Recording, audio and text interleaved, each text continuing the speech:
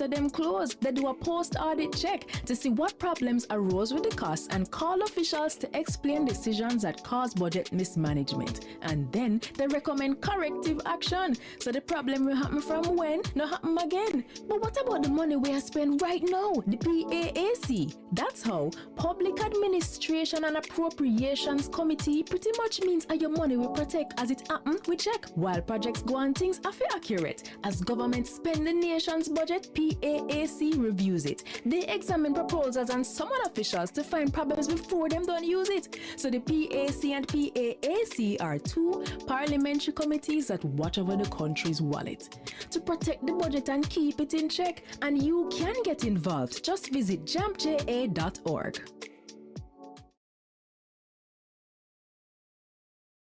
We are the youths united against corruption, changing the world and the way we function. The youths united against corruption, changing the world and the way we function. You remember the youth, them are with future leaders, policy creators, decision makers. As if them are not just the cornerstone, but a crucial part to a better tomorrow. United against corruption, changing the world and the way we function. The youths united against corruption. A message from the Integrity Commission.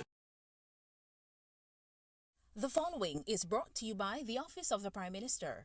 Jamaica is changing right before our very eyes. Across the island, billions are being invested into our road networks, from farm and community roads to major roads and highways. Dozens of communities across the length and breadth of Jamaica are receiving access to reliable potable water for the very first time.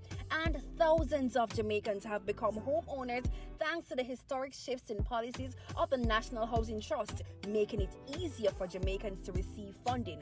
Not to mention the record number of houses being built. Never dreamed you would own a home? No matter your circumstance, home ownership is possible for you, thanks to the government's new social housing program specially designed to meet the needs of poor Jamaicans at no cost to them.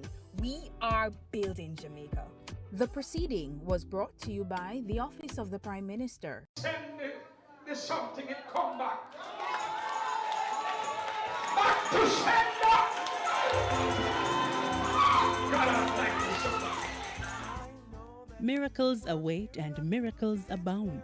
Tune in every Sunday at 7 a.m. for your share of the Miracle Revival Hour with Reverend Dr. Blair. Come for the word, stay for the worship, right here on PBCJ. Miracle worker, work one for me.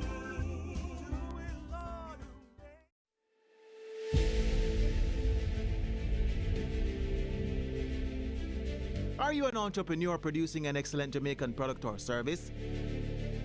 Did you know you can earn hard currency and more significant returns by exporting? Contact the Ministry of Industry, Investment and Commerce to help propel your business along the export lane. Everything you can produce, the Jamaicans overseas want it.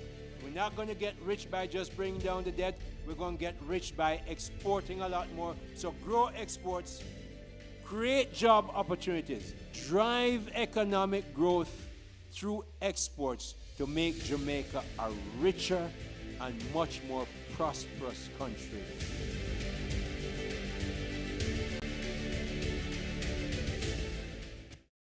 The following is brought to you by the Office of the Prime Minister. Your government is empowering you through education, training, and development. That is why we have removed all fees for every Jamaican accessing training through the Heart NSTA Trust. So, whatever you desire training in, food and hospitality, beauty and cosmetology, housekeeping and hotel management, welding, carpentry, masonry, or any of the dozens of programs Heart offers, you can enroll completely free and change your life.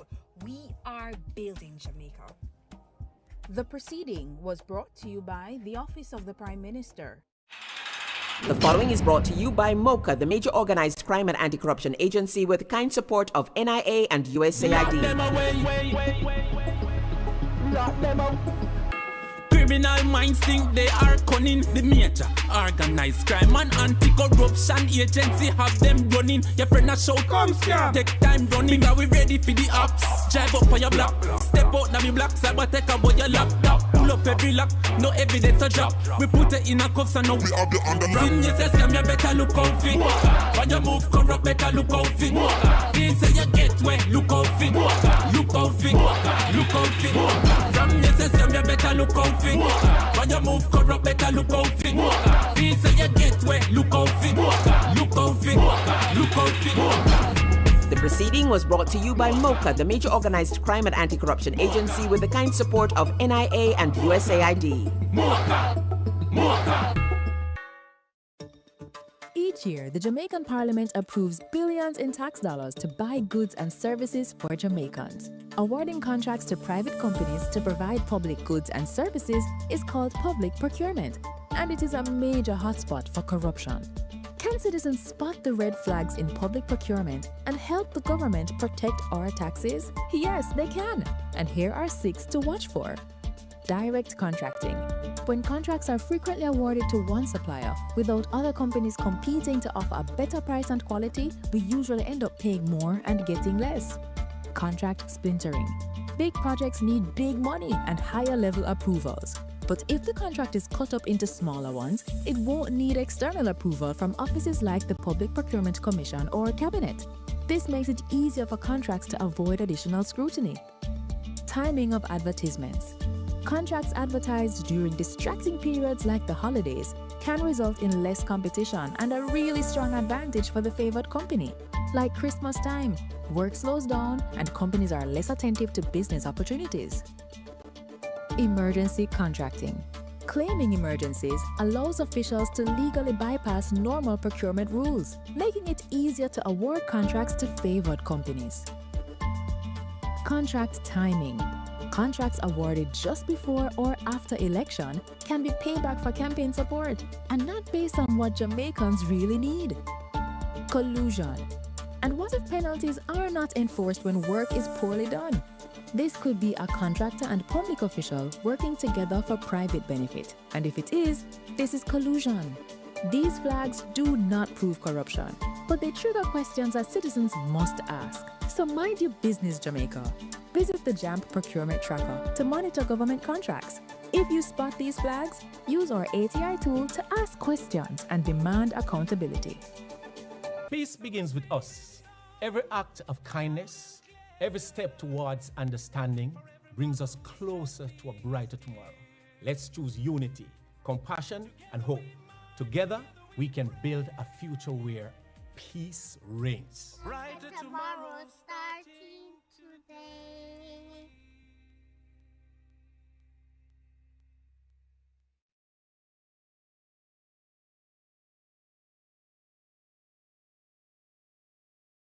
Jamaica, let's spread the word around to let the world know that we are proud to be one republic. We on the road to republic. Well then, let's propel we nation moving forward in a new direction. True independence, that's the projection. No more dependency, it's the best plan. Yes, we know what's best for us, cause we want we country prosperous. So make we just pull together as the general public while on the road to republic. Jamaica, let's spread the word around to let the world know that we are proud to be one republic. We on the road to republic. A message from the Ministry of Legal and Constitutional Affairs. We on the road to republic. We are the youths united against corruption, changing the world and the way we function. The youths united against corruption, changing the world and the way we function. You remember the youth, them are with future leaders, policy creators, decision makers. As if them are not just the cornerstone, but a crucial part to a better tomorrow. United against corruption, changing the world and the way we function. The youths united against corruption. A message from the Integrity Commission. The following is brought to you by the Office of the Prime Minister. Jamaica is changing right before our very eyes. Across the island, billions are being invested into our road networks, from farm and community roads to major roads and highways. Dozens of communities across the length and breadth of Jamaica are receiving access to reliable potable water for the very first time. And thousands of Jamaicans have become homeowners thanks to the historic shifts in policies of the National Housing Trust, making it easier for Jamaicans to receive funding. Not to mention the record number of houses being built. Never dreamed you would own a home? No matter your circumstance, home ownership is possible for you, thanks to the government's new social housing program specially designed to meet the needs of poor Jamaicans at no cost to them. We are building Jamaica. The proceeding was brought to you by the Office of the Prime Minister. How do bills become law in Jamaica? Laws are made to create order, to ensure our safety, and to protect our rights against abuses by other citizens, organizations, and even the government itself. A bill is a proposal for either a new law or for a change to an existing law. Jamaica's Parliament is responsible for making our laws, and that responsibility is shared between two houses. There are 21 parliamentarians appointed from both political parties to the upper house, also known as the Senate. And there are 63 members of parliament that we, the people, elect to the lower house, also known as the House of Representatives. To pass a law, there is a minimum of 6 stages required in each house.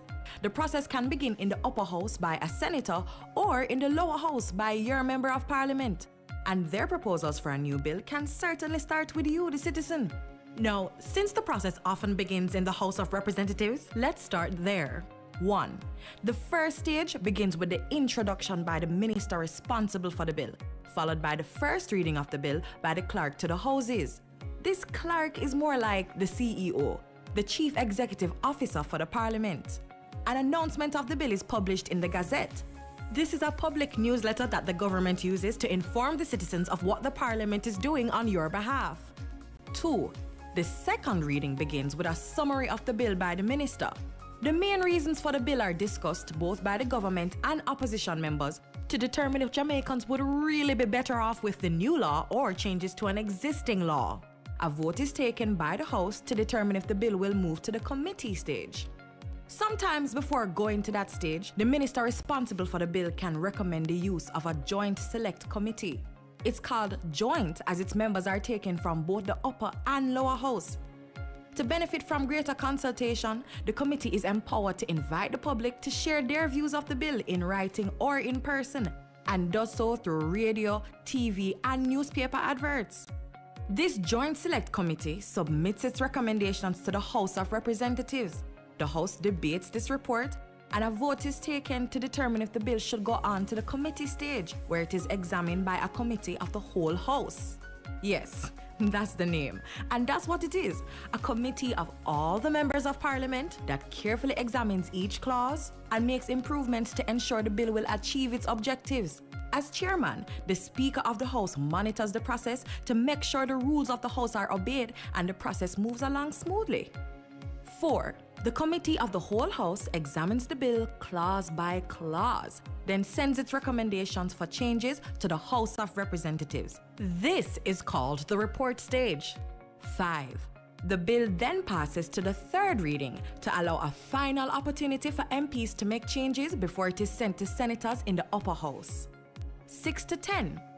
In the upper house, the senators go through the same steps we just described. If any changes are made, the bill has to be returned to the House of Representatives for their discussion and approval. Now, if the bill had started in the upper house, it would also have to be returned to them for approval of any changes made by the lower house. 11.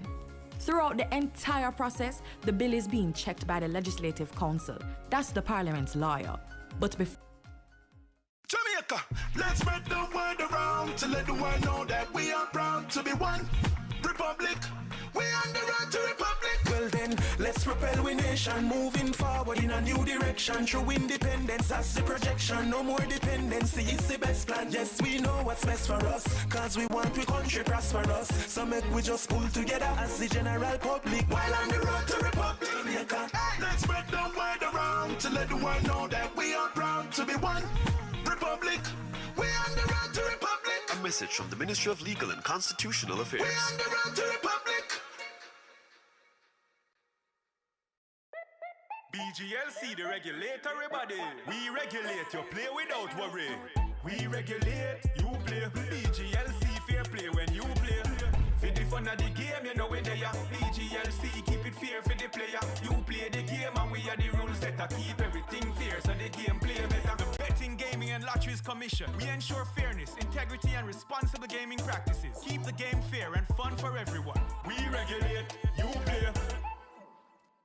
Peace begins with us. Every act of kindness, every step towards understanding brings us closer to a brighter tomorrow. Let's choose unity, compassion, and hope. Together, we can build a future where peace reigns. Brighter tomorrow starting today.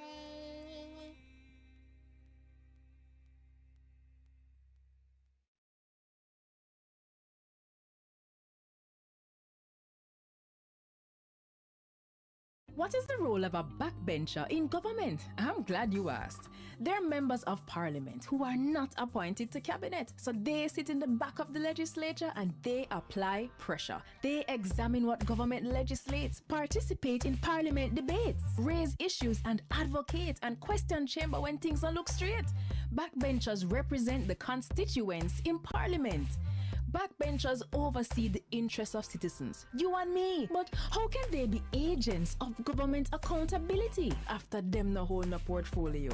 And them and a minister? No. So then how can they facilitate government transparency? And the next thing, them and a front bencher. So how them affect me? You see, a lot of work is in committees. So these portfolio-free MPs with less dire responsibilities are more accessible to you and me. So they help with policy, but it helps if we engage them, you see. So they're not just in the back benches, but on the ground, in the trenches. Though in the back of Parliament, we're at the front of their cause. So pause. Find your backbencher at jampja.org.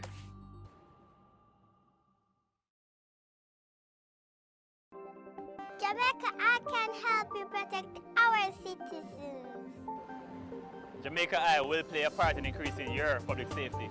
Jamaica Eye is part of an island-wide network of camera surveillance systems designed to increase the safety of you, our citizens. If you have a camera system outside your home or office facing a public space, log on to jamaicai.gov.jm today. Jamaica Eye, we're all connected. The Ministry of National Security, creating a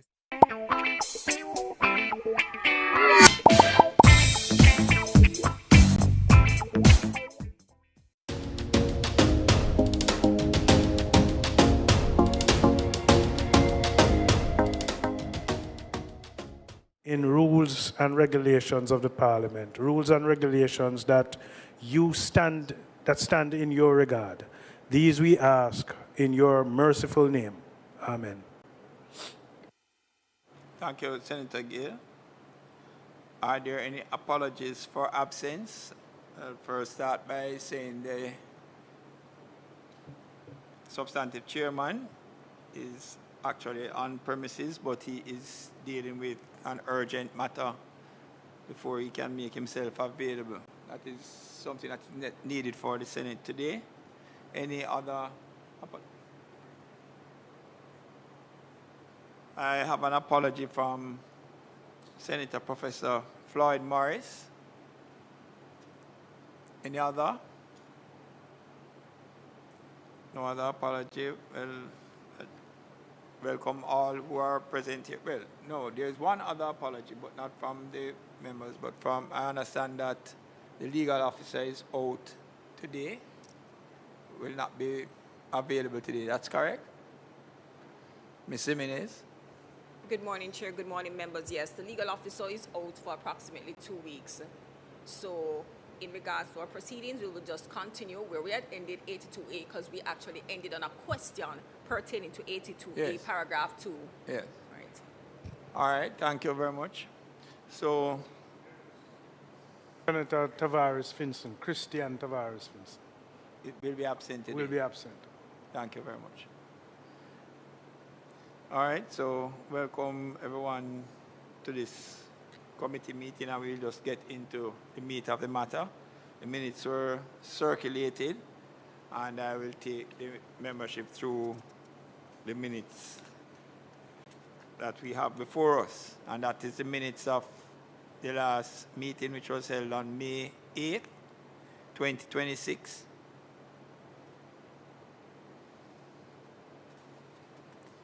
We have page 1.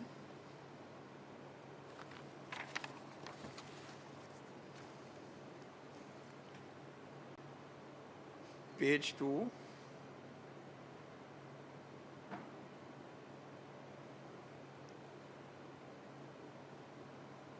And in that we were dealing with the standing order 82A that covered the use of technology.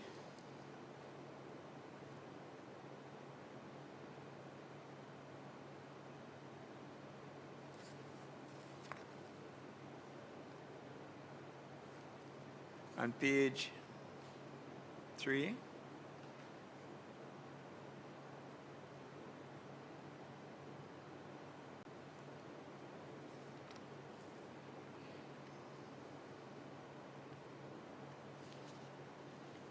Which continues dealing with 82A and the regulation 82A2 in particular, with regards to the use of devices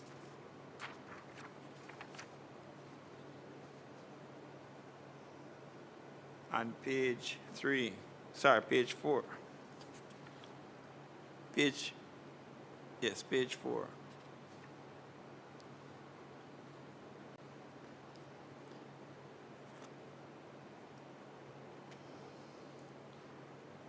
And page 4 concludes with us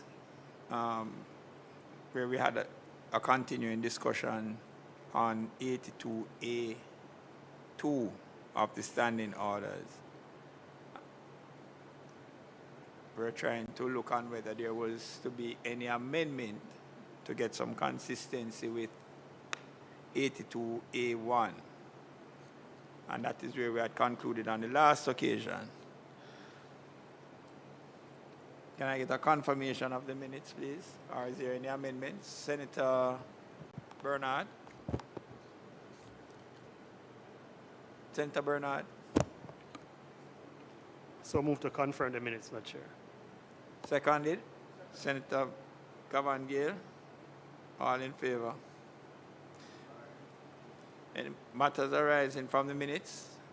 The outline that is where we had reached, and we will continue from there. And we have Ms. Stewart, who was looking on and participating in the discussion on 82A2. Had a off-mic discussion, off-the-record discussion with you, Ms. Stewart, and you probably can take it up from there. I think we had gotten there actually on the minutes, but some clarity was given to you off record. But so you can take it from there. All right, thank you, Chair. Thank you again, members. All right, so as reflected on pages 3 and 4 rather of the minutes, discussions commenced in regards to 82A paragraph 2, and the issue was whether the term devices could be deleted and substituted with electronic devices and other devices. Now, I have reviewed the construction of other legislative instruments that have similar provisions. Now, from a legislative drafting perspective and a regulatory perspective, the substitution of the term devices with electronic devices and other devices would not be necessary. Why? Once a term has been fully defined or listed in a preceding paragraph, in this instance it would be paragraph 1, subsequent references often use a shortened form to maintain brevity while relying on the explicit cross-reference. And the cross-reference in paragraph 2 is referred to in paragraph 1. So that maintains the scope, the full scope of the original definition that is outlined in paragraph 1. So the current phrasing in paragraph 2, devices referred to in paragraph 1, function as a referential clause. And this automatically inherits the complete list established in paragraph 1, which is electronic devices include laptops, tablets, mobile phones, and other devices serving similar functions. So it is just a drafting style and a drafting technique that is used in paragraph 2, and it is substantiated by the cross-reference provision referred to in paragraph 1. So it doesn't need to be amended. Okay. All right, and I think that sounds quite reasonable to me. Members, you have heard the explanation given by Ms. Stewart. Any comments on that? Senator Bernard?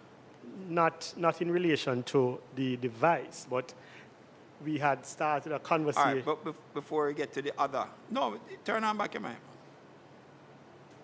So in respect to what was explained by Ms. Stewart, you are satisfied that we don't need to make any adjustment to that? Yes. Okay. So you can know, so we are all on the same page with that and in agreement that there needs not be any amendment as we had ended up the discussion on the last occasion as to whether there should or should not be. So that is settled.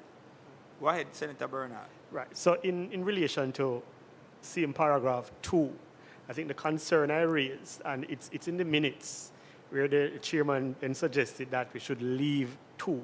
I was making a point that this is hard to police. This is point 2 about it's not permitted for external communication, and I gave an example in one of our sittings where points were raised from the opposition side, and you'd consult to get clarity, real-time data.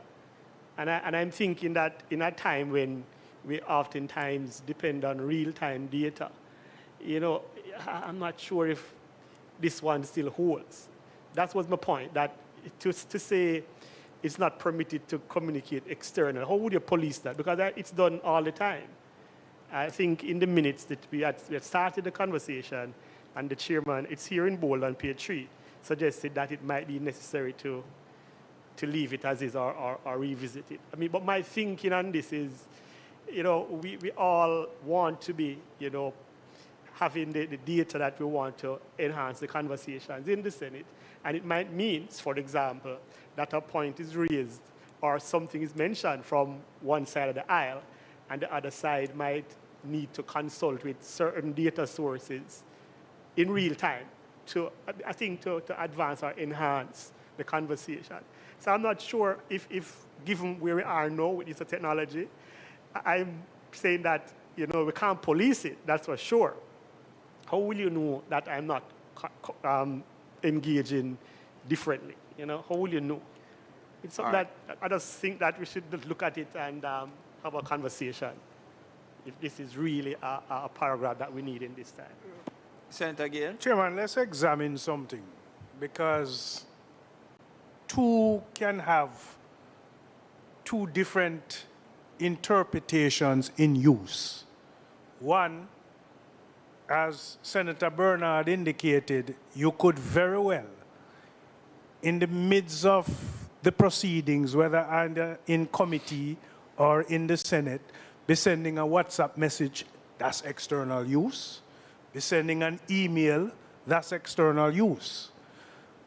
So that's one standpoint. The other standpoint is that I'm in a committee proceeding, and I take up my device, which is the mobile device, and I start to make a telephone call. That can very well disturb the sittings. And so there are 2 different uses of the mobile device that could be referenced in clause 2. Maybe when the original one was inserted, it had a particular purpose, but then the use of devices have evolved. Yeah? So it's a question of to what extent do we seek to clarify or bring clarity to this particular section? All right. I I've listened. I'm going to make a suggestion. Ms. Stewart, follow me on this now.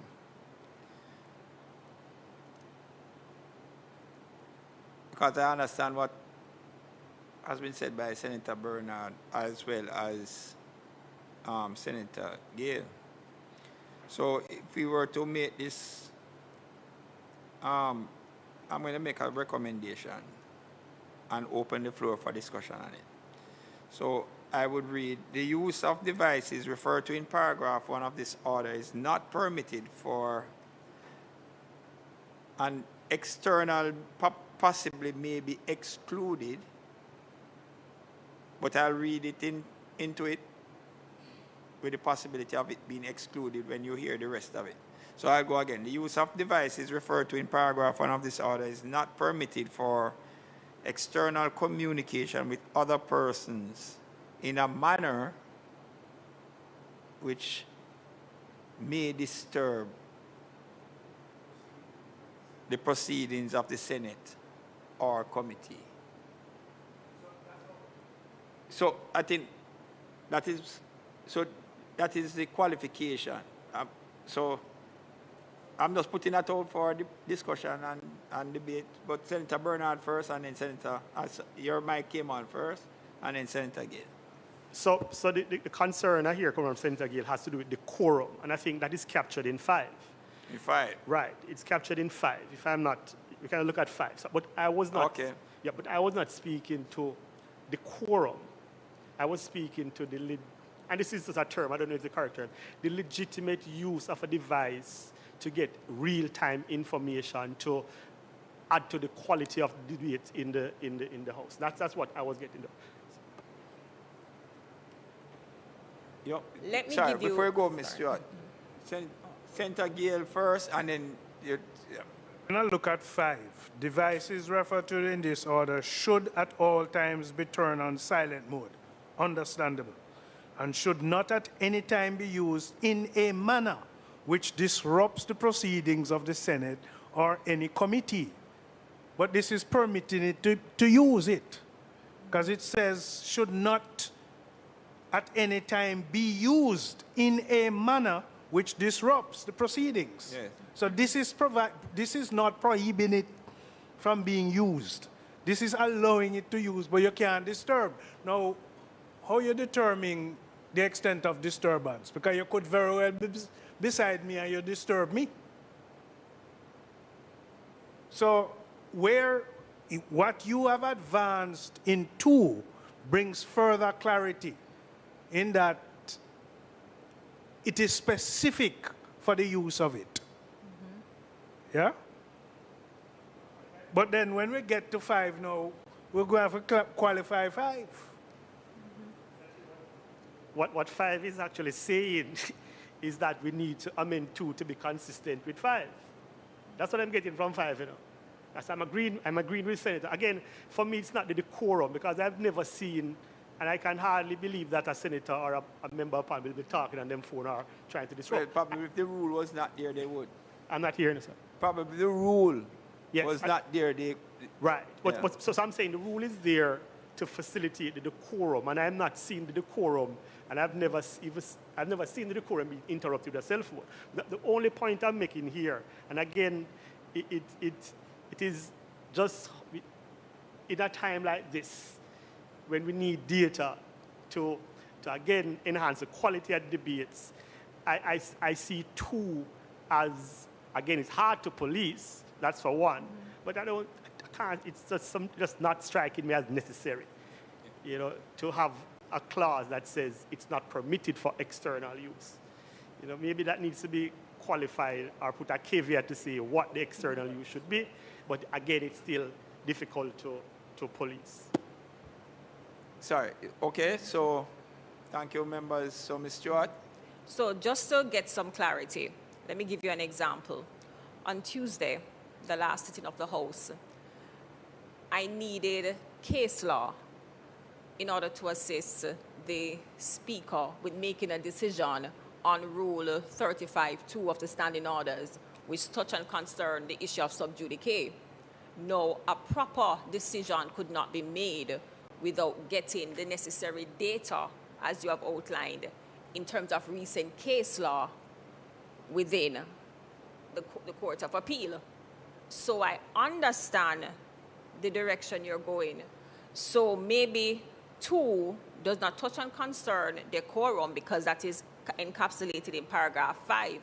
But 2, maybe you could have an unless clause after or in committee unless required to acquire data for the purposes of debate, presentations. Maybe that's along the line you're going? I mean, I'm happy that we can have a middle ground, but really the line I'm going is that we don't need this one. That's where I am, but I'm willing to see that as a middle ground. Okay. All right. Good morning, Senator Scott Motley. Happy to see you. You want to turn on your mic that everybody can hear that? I think it's an open secret.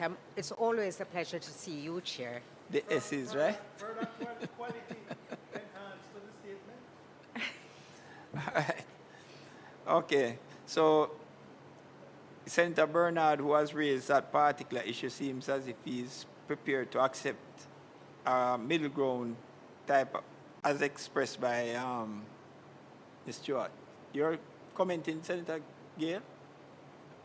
Just to remind us that there was a time before the insertion of 82A, none of these devices could have been used. And so we moved to a point where the Parliament would have allowed the use of these devices for specific purposes. You're right. It is going to be difficult to monitor, to police the use of these devices. So maybe you could repeat your insertion for just further clarity. And since Senator Scott Motley just joined us for her own appreciation.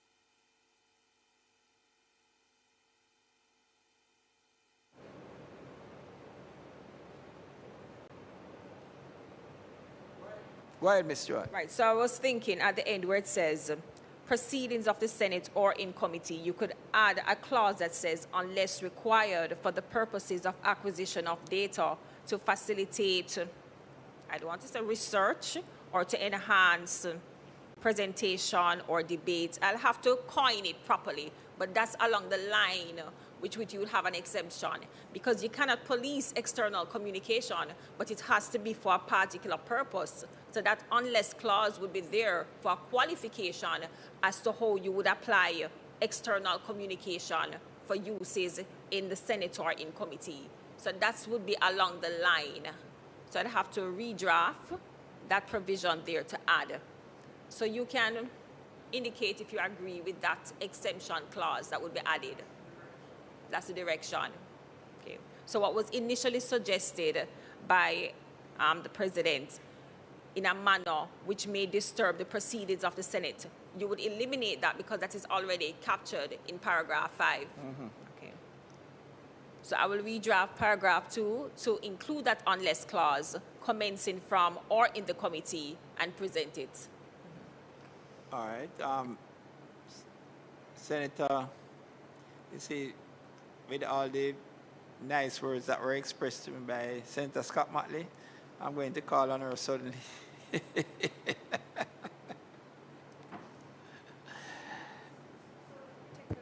particular one that we're looking at is the use of devices for external communication. A1, yes. A2.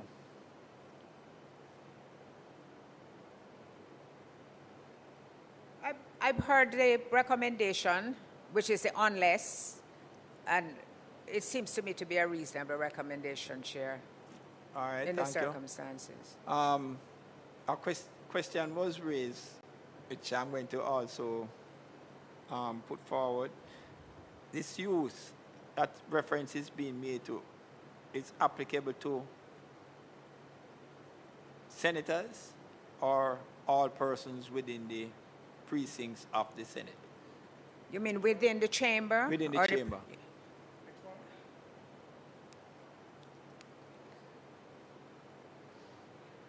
It sounds to me, just from looking at Is it, it- that it means that all persons within the chamber. Within the chamber. All right. So, Senator Bernard, get your mic on. So thank you very much, Chair. That was going to be, again, a question I would ask, but you would have presented a response. Just for my own understanding. So let us say that this is breached. The device is utilized in the Senate. Let me talk about us now. Just raise your mic. Right. I just want to know if it's breached. So let us say a device is utilized within the proceedings by us. I'm not speaking to the broader chamber now in terms of those who are in the gallery. What would be the penalty?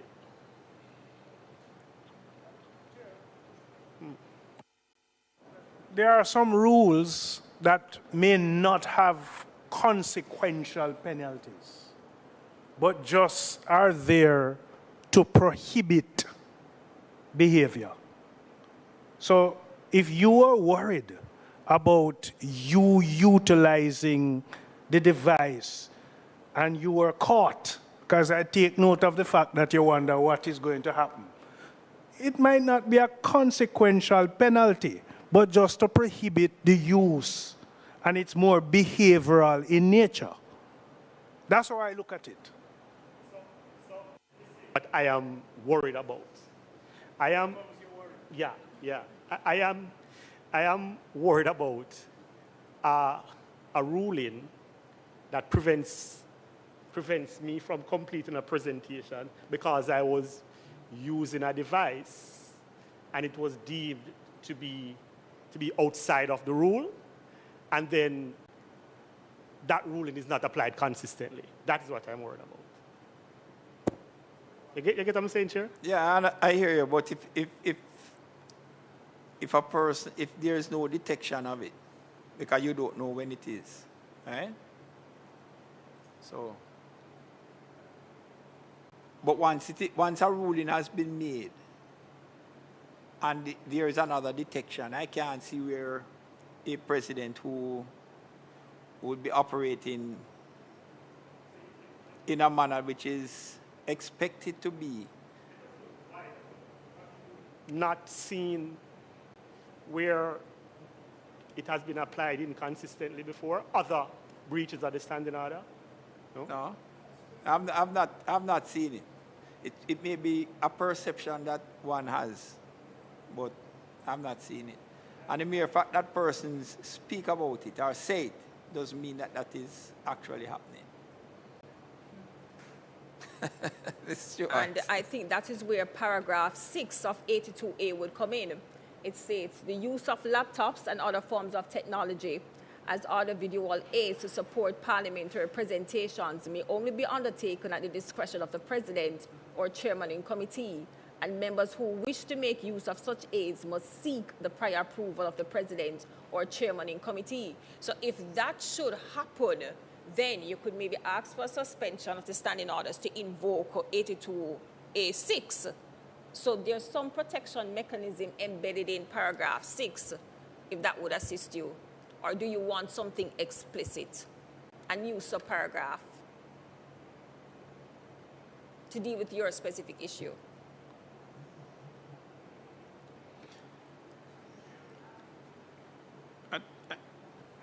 Chair, Senator Bernard's concern is that here is a particular section, a rule, that may prohibit him using his device during a presentation.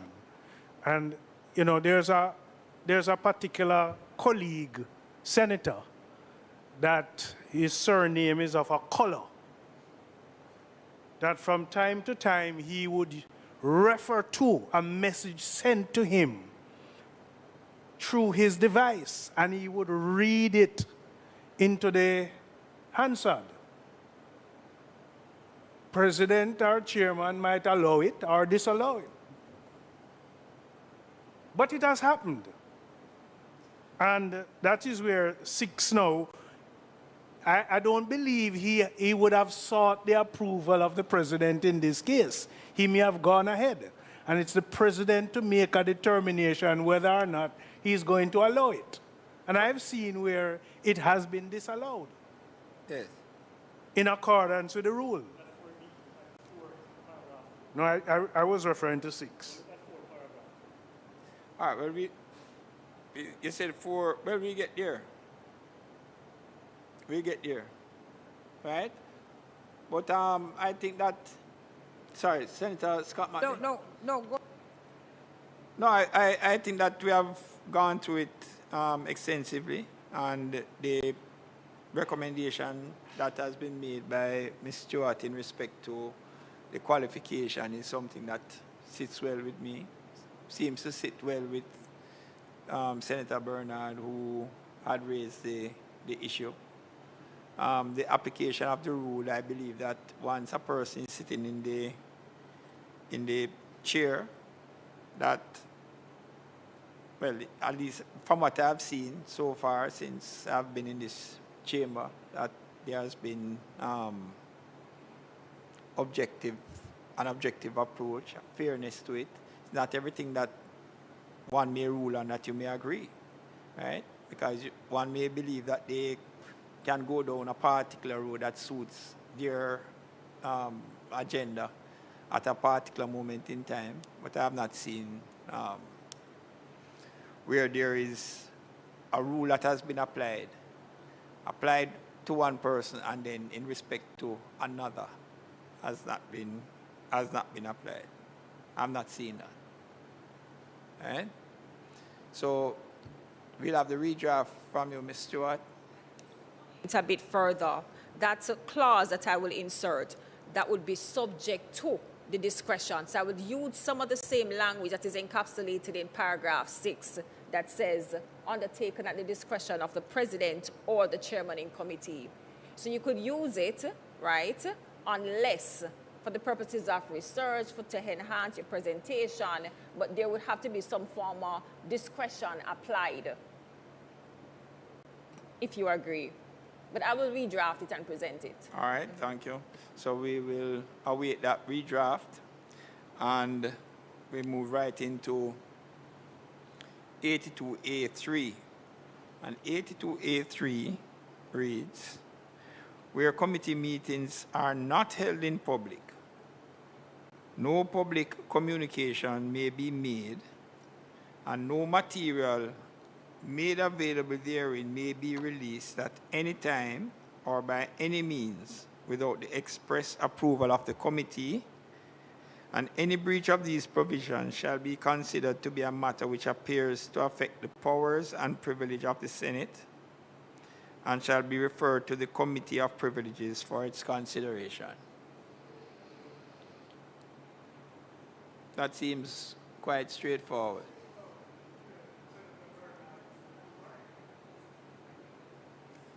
All right, so 82A4, members making speeches in the course of debate or other presentations in the Senate or in committee may utilize devices referred to in this order or in place of or in addition to speaking notes, provided that if a presentation contains a statement of fact, the member asking it shall make himself responsible for the accuracy of the statement, and no statement shall be based upon a newspaper report or upon an unofficial publication. Always found that standing order to be highly problematic. And highly breached. Well, it has to be breached because where do you have to rely on a source for your information. Yes. And it if you see a publication in a newspaper, and it asserts that this is factual, you can't be speaking in the Senate and they say, no, you can't cite it. Because where are you what is supposed to be the source of your information, if not a media report, which does not say it is alleged that? I've never been comfortable with how this has been framed. You know, but I think that it has some value. It has some value.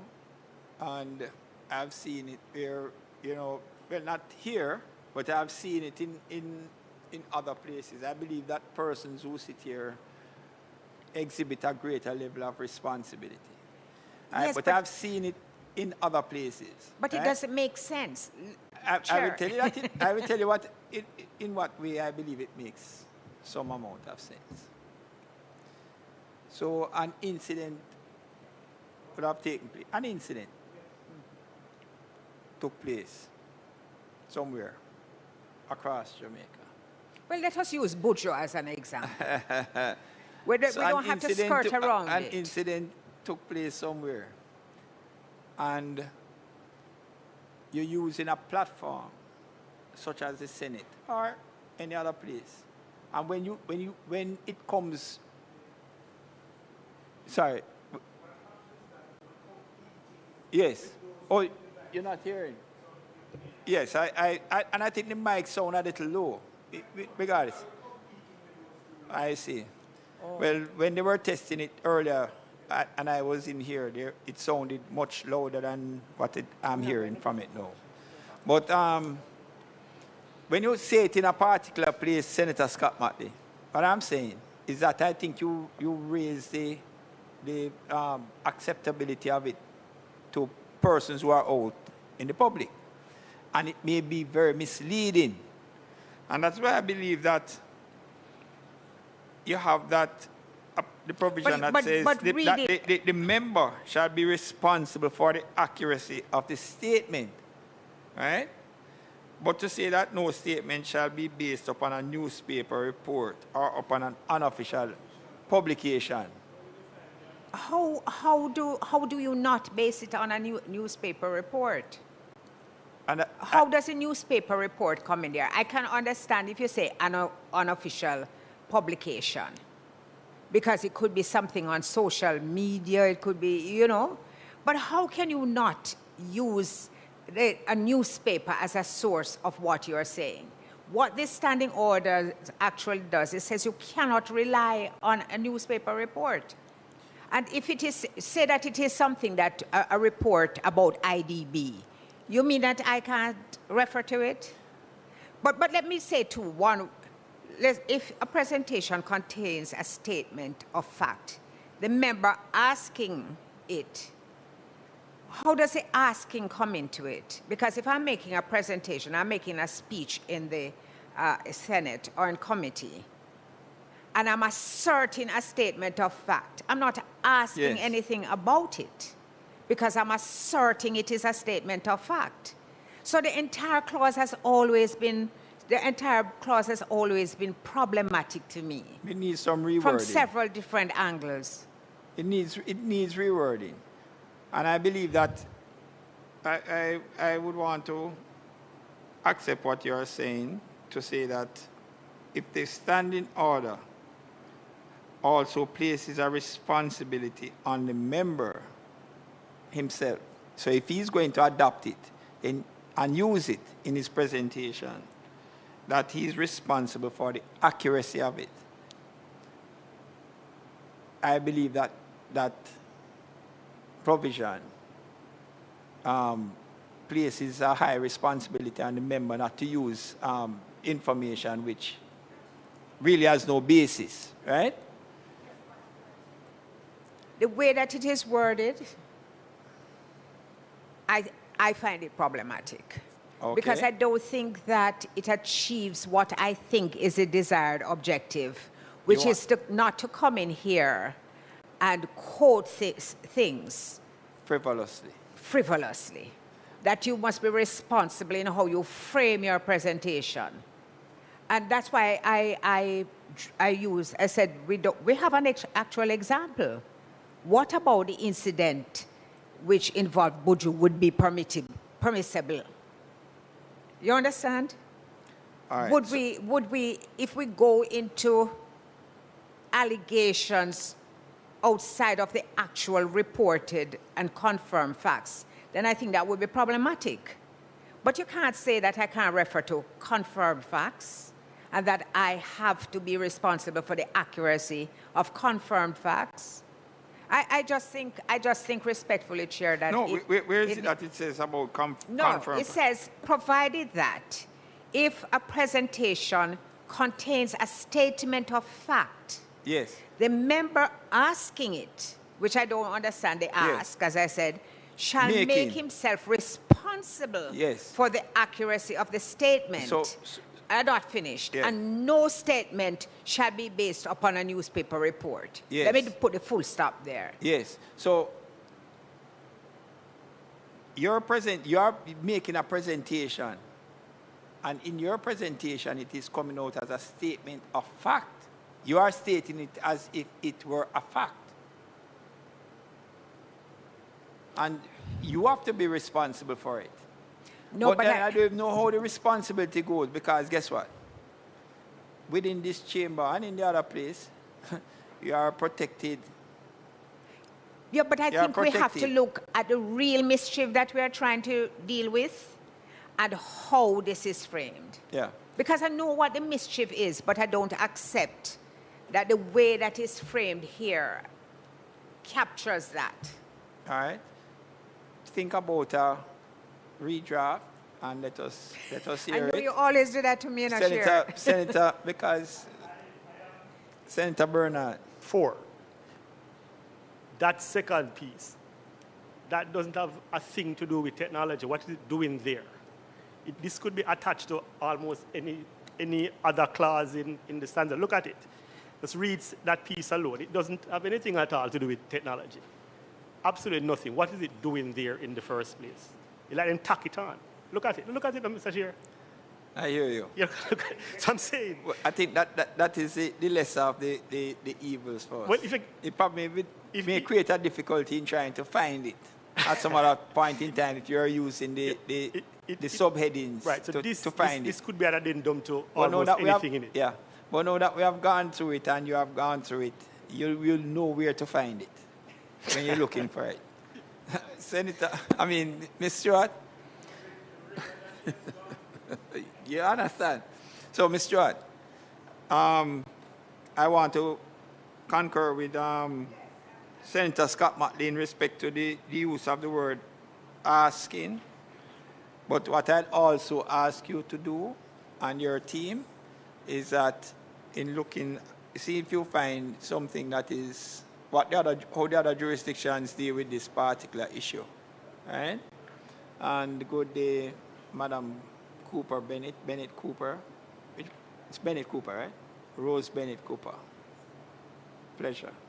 You're sitting in the big seat. All right?